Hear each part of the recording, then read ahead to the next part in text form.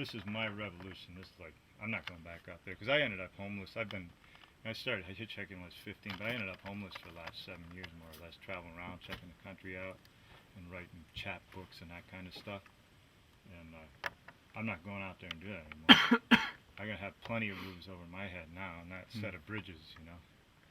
Yeah, that's like everybody throws their shopping bags out. I fill them with beech leaves and maple leaves and stuff them in for insulation. But I learned that from homeless. When you're homeless, you use those baggies over your sock. You put one on your foot if it's real cold, then your sock on another one, then a sock, or you put your sock on it if it's not too cold, then a baggie. So, and it stops. What it stops, it interrupts the evaporation. And evaporation is what makes you cold. So they actually ended up about the same time I did. They did a study in Alaska, and now they wear up there in the really cold when they're working the ships. They wear a Kevlar rain suit, then their wool, and the Kevlar won't let their sweat and perspiration or whatever dampness out. So it breaks up the evaporation cycle, and that breaks up the refrigeration that comes with evaporation. So all this is pretty technical. It doesn't look. It looks like it's a mess, but it's all pretty. It's really actually pretty technical. And so do you just hand these out to people by hand, or do you? I haven't. All I'm doing is getting them written. Just right. All I'm getting now is the master copies. But what I was planning on doing was a thing called Off the Grid Hermit or Deep Woods Dave, and because the most popular video at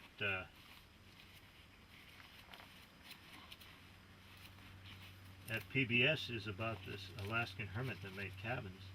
Really? So I said pick up where he left off, because he wasn't doing also alternative engineering, wasn't involved in it. It was just a log cabin. This is like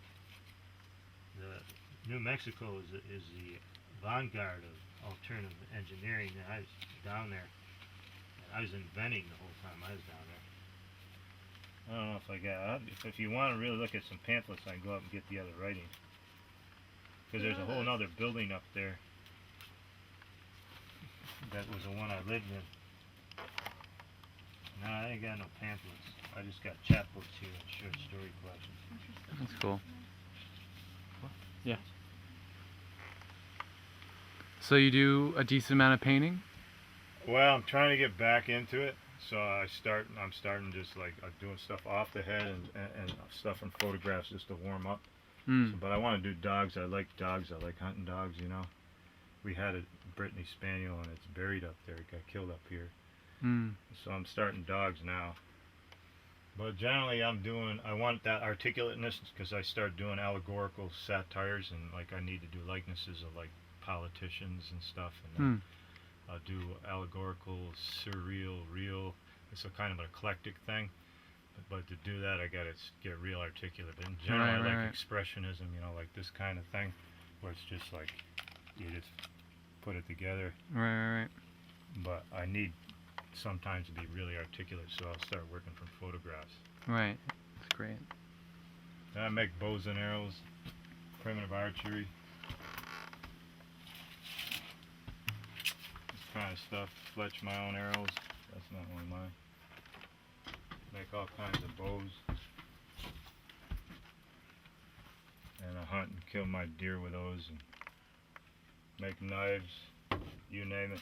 Jewelry. I got hundreds of jewelry designs. You do some pretty amazing stuff with You got a whole new line of jewelry now that's recycled tubes. But here's the philosophy of my jewelry is pretty interesting, I think.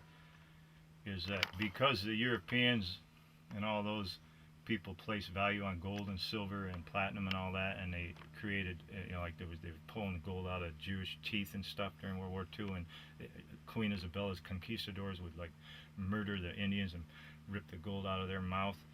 And 85% of that kind of gold and gem that went with it is still in circulation. So like that circuitry in your computer is literally probably got gold that came out of some concentration camp prisoner's teeth.